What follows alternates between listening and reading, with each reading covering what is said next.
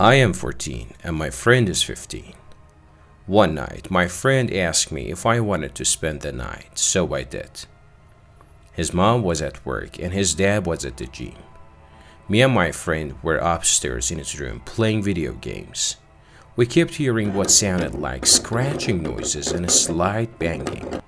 We thought nothing of it, because he has a dog, so we kept playing our video games. Minutes later, we heard the noises again, but they were louder. And so we went to see if there was the dog. It couldn't be the dog because it was lying outside his parents' room. Fearing someone was trying to break in, we grabbed our knives and flashlights. We searched all the rooms upstairs, then went downstairs searching it with only our flashlights. We decided it would be best to search his backyard, although we don't know how someone would get in his backyard because it is fenced in and there is a deep drop-off on the other side of fence at the back.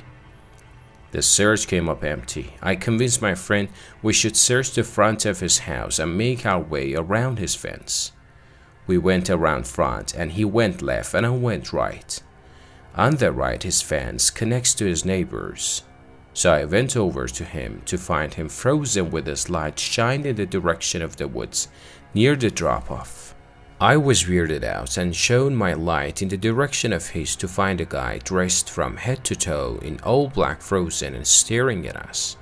At this moment, I yelled run and we bolted inside the house and called 911.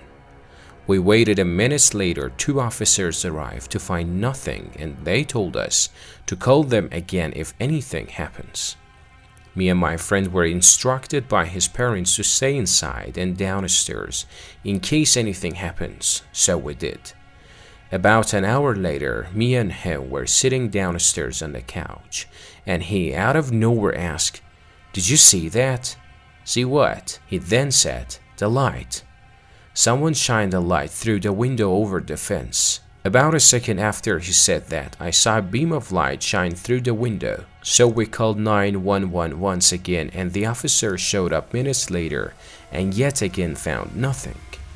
Me and my friend at this point were paranoid and waited until his dad showed up. And we took him outside to the backyard where we all heard footsteps. His dad convinced us that it was just a hunter. So we went to bed with no more problems.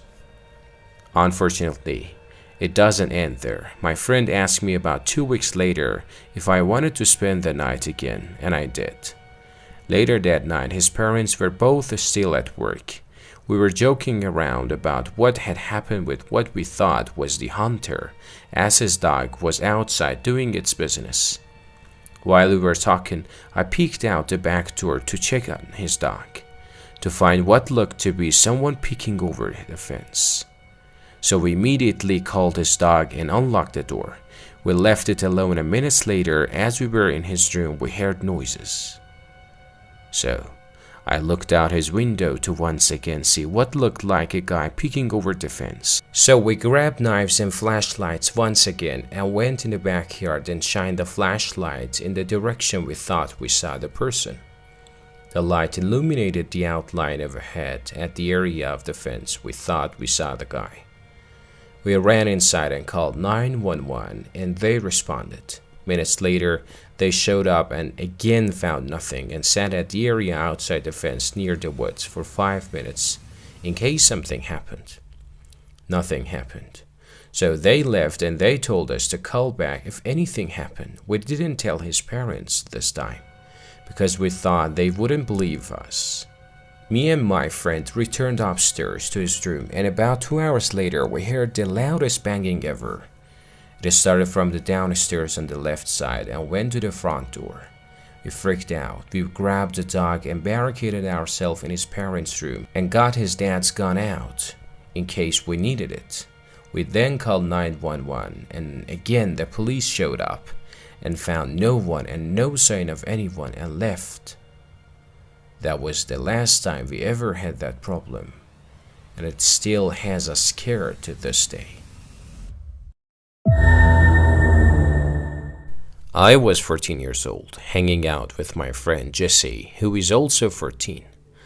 We were in the living room playing Call of Duty. His parents weren't home for the night, so we were being as loud as we wanted. We were doing nothing but playing video games and eating junk food all night, and eventually, since his parents weren't home, he convinced me to just stay over for the night. So, after Jessie went upstairs to go to the bathroom, I went downstairs to call my mom in private and tell her I would be staying over. By the time I got back upstairs, Jessie was back and he just stared at me with a confused look on his face. I asked him what was wrong, and he said he thought that I was upstairs as he thought he heard someone in the bedroom next to the bathroom. I assured him I was downstairs making a phone call, and he just looked back upstairs with a concerned look. He walked downstairs and I followed him. He stopped at the door to the bedroom and put his ear up against it. He then opened the door and peeked into the room. It was dark, but I could see there was enough light in there to be able to scan the room. We didn't see anything, so he shut the door. I told him he was being paranoid as we went back downstairs to play more video games.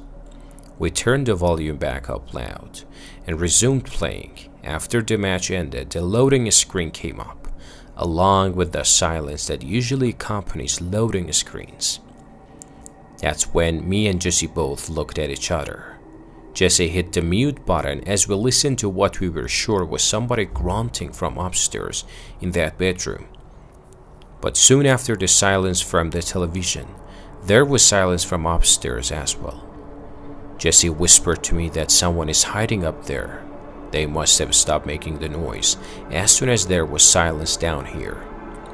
Jessie whispered to me that we need to leave through the back door right now, as it was much quieter down the front door.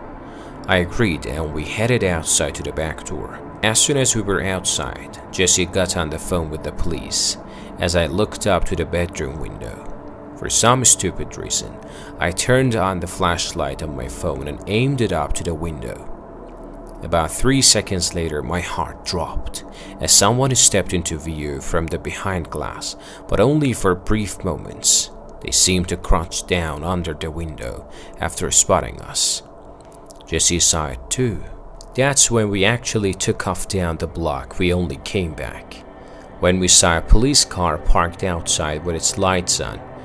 Jessie unlocked the front door for the 2 cops and they went inside to investigate. As me and Jessie were outside waiting by the car, we saw him as in the guy who was shortly at a window. He was coming out from the backyard, walking really fast. He had also clearly trying to keep quiet. This man was really tall, like 6'5" or something, and he looked to be mid-40s. Me and Jessie ran inside and screamed for the cops to come outside, but by that time he was gone, and we had no idea which direction he could have gone in. Inside of the bedroom that the man was in, a giant clothes bag had been pulled out from under the bed, with certain articles of clothing obviously missing. There was also money missing from the desk drawer, and the desktop computer had been turned on. We never saw or heard of this man again.